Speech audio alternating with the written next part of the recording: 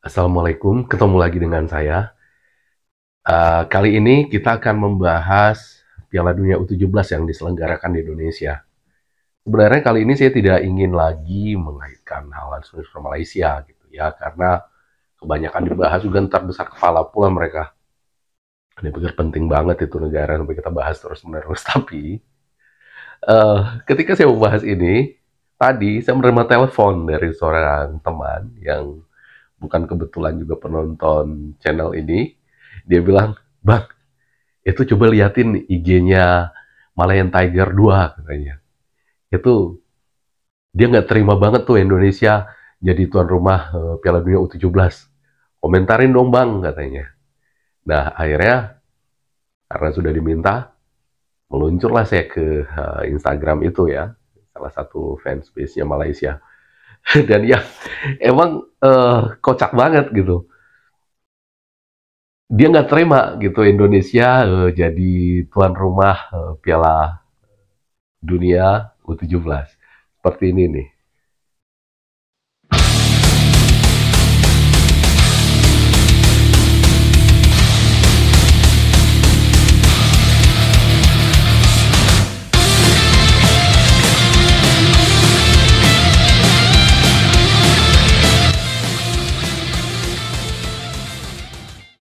Jadi dia bilang negara yang tak layak ke AFC B17 tapi tampil di World Cup B17. Duit boleh buat macam nih. Nah, ini yang menariknya lagi, setelah duit boleh buat macam nih, tapi Midin orang dalam FIFA. Kenapa Bidin bodoh macam nih ya, katanya. Jadi dia menghujat ketua PAM juga karena ketidakmampuannya menghambat Indonesia gitu kira-kira untuk menjadi tuan rumah Piala Dunia U17 gitu. Ya. Jadi komentar ini atau postingan ini tiba-tiba mengingatkan saya pada komentar dari salah seorang penonton channel saya di video sebelumnya, penonton yang menyebut namanya Asal Bahagia 2157. Dia sebut di situ, Malay sedang mengembangkan sifat iri dan dengki di segala bidang. Fact. Fact dia sebut. Ini akan jadi menarik kita bahas satu persatu ya. Pertama, kenapa dia sentimen tadi itu jelas. Ya, kita sudah maklumi bersama. Karena mereka itu, terutama fans sepak bola Malaysia itu tentu tidak senang kalau Indonesia ini maju, warganya antusias gitu kan. Seperti tadi, kita yang bahagia, mereka yang kepanasan gitu. Ya, kita yang akan menjadi tuan rumah Piala Dunia U17, mereka yang panas demam. Ya, penyebabnya apa? Itu seperti yang disebutkan oleh Asal Bahagia tadi, salah satu penonton saya. Ya, semua kita udah maklum lah gimana mereka ya. Segelintir mungkin ada dari mereka itu yang baik, yang benar-benar tulus berteman sama kita. Atau seperti Perdana Menteri yang sekarang cukup baik sebenarnya. Mereka menghargai Indonesia. Dia sangat menghargai Indonesia. Dia mengakui bagaimana sastrawan-sastrawan kita zaman dulu mempengaruhi khasanah kesusastraan Melayu gitu kan. Tapi dia kan baru nih jadi Perdana Menteri gitu kan. Partainya atau partai koalisinya juga baru saja berkuasa. Sebelumnya Malaysia dikuasai UMNO terus yang mendoktrin masyarakatnya bahwa kitalah Melayu yang paling hebat. Kita ini begini begitu. Pokoknya luar biasa. Pokoknya mereka hebat aja gitu. Biarpun pencapaiannya itu ya model lawan Papua Nugini gitu. Bisa diajar 10-0 ya kan, bangga-banggain. Ntar lagi mungkin mereka nanti akan uji coba dengan Brunei, dengan Mariana Utara, dengan Guam gitu kan. Ya, jadi pokoknya menang gitu, ranking naik. Ya begitulah, dengan begitu mereka merasa superior. Oke, itu udah nggak perlu dibahas lagi lah, semua udah paham gitu. Nah, kali ini yang menarik, yang di kalimat kedua itu, duit boleh buat macam nih katanya. Ini kan betul-betul kontradiktif ya dengan apa yang mereka selalu gambarkan tentang kita gitu. Bahwa kita ini adalah bangsa yang nggak punya duit, bangsa yang miskin gitu kan, yang ya nggak mampu untuk bekerja di sini aja terpaksa harus kerja ke tempat mereka karena kita nggak punya duit negara kita gitu. Nah, tapi di sini kemudian dia bilang duit boleh buat macam nih gitu. Duit boleh buat macam nih. Artinya apa? Ini kan secara tidak langsung dia mengakui kalau kita itu kuat secara finansial sebenarnya Indonesia ini ya. Dan itu kan sudah terbukti kemarin bagaimana dalam pertandingan melawan Palestina dan Argentina dengan tiket yang dijual jauh lebih mahal daripada tiket yang dijual di tempat mereka. Ternyata stadion mereka sepi, kita penuh, malah nggak cukup tiket.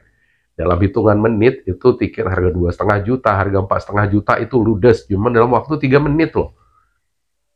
Ya kan? Sementara mereka kita baca di komentar-komentarnya dengan harganya kira-kira 90.000 itu terlalu mahal masih buat Malaysia gitu kan. Jadi ini kan semacam pengakuan kepada kita bahwa secara finansial kita lebih kuat daripada mereka, meskipun mereka menyebut kita miskin. Dan ini kan jadi lucu gitu. Ini kayak kita ini lagi rebutan cewek nih sama dia nih. Nanti dia bilang, alah dia itu kan jelek, mana mau, kamu kan jelek, mana mau dia sama kamu gitu kan. Gue dong ganteng gitu. Nah begitu kita dapet ceweknya, dia ngomong, ah dia mau sama lu kan karena lu ganteng aja. Modal tampang gitu. Itu kan kacau kan ininya. Apa namanya, logikanya jadi terbalik-balik gitu. Kita yang digambarkan oleh mereka sebagai tetangga yang miskin, sekarang dia bilang kita mampu seperti itu karena kita punya duit, Pit. Kita mampu membuat FIFA menunjuk kita sebagai tuan rumah dari Piala Dunia U17. Nah, di kalimat selanjutnya, the real anak FIFA, Jiran the real anak FIFA. Ini lebih tragis lagi gitu, ini lebih menyedihkan lagi. Kenapa? Karena di kalimat seterusnya dia bilang, Midin kan orang dalam FIFA gitu. Kenapa bodoh macam nih? Kenapa dibiarkan Indonesia yang jadi tuan rumah Piala Dunia U17, sementara dia orang dalam FIFA. Ini kan seperti apa namanya, pengakuan bahwa selama ini karena mereka punya orang dalam di FIFA, makanya prestasi mereka itu bagus gitu kan.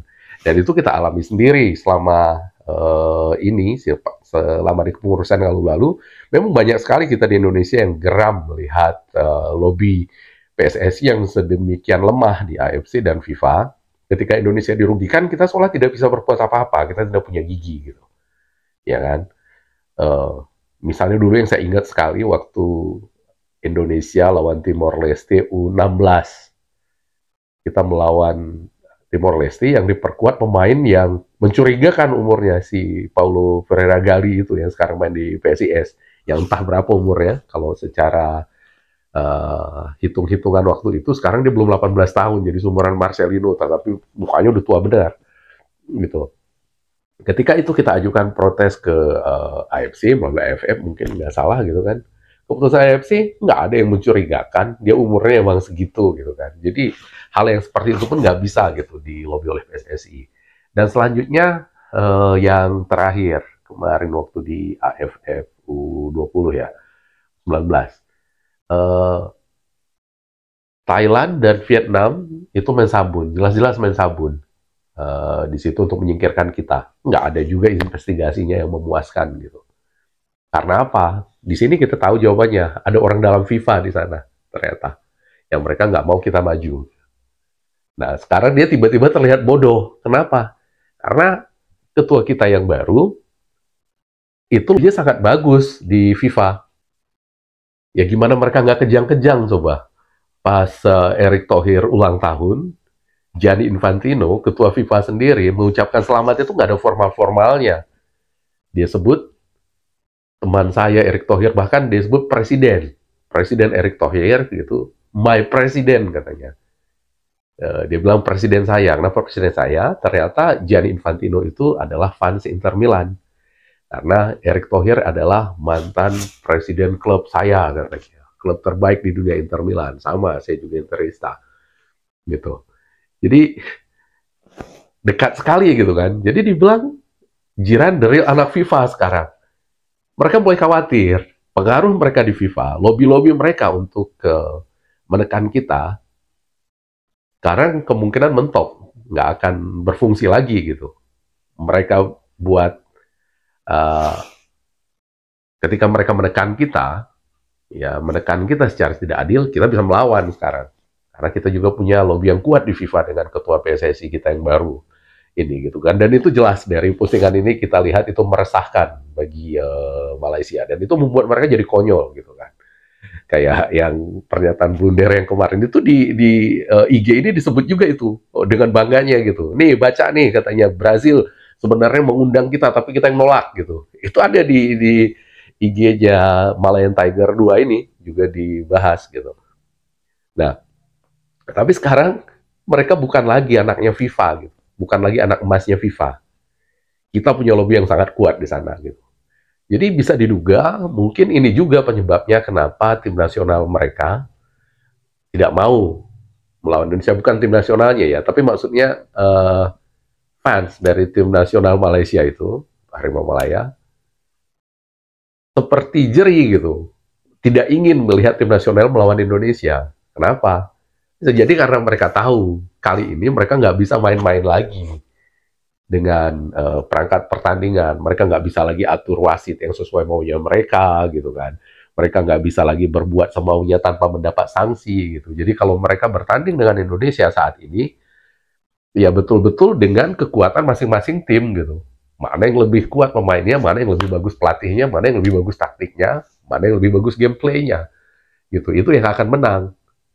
Keuntungan kumulatif mereka dari faktor-faktor non teknis itu perlahan-lahan sekarang sudah mulai hilang atau bahkan mungkin tiba-tiba hilang. Makanya disebut kenapa Midin bodoh begini ya gitu. Ya, jadi artinya uh, mereka benar-benar gelisah melihat perkembangan sepak bola kita belakangan ini. Ini membuat saya teringat pada ucapan Erick Thohir waktu dia baru-baru terpilih menjadi ketua PSSI. Dia sebutkan, ya, tetangga kita di kawasan sekarang ini lagi gelisah, tidak nyaman tidur. Karena kekuatan utama sepak bola di Asia Tenggara bangun dari tidur, kata Erick Thohir. Kira-kira begitu katanya waktu itu. Dan ini mulai terbukti, kita lihat ya. Malaysia sekarang sudah mulai gelisah. Vietnam juga sudah mulai menyebut kita ini anak emasnya FIFA gitu kan. Jadi seperti itu. Kita nikmati sebentar lagi Piala Dunia. Begitu dulu dari saya di video kali ini. Assalamualaikum warahmatullahi wabarakatuh. Merdeka!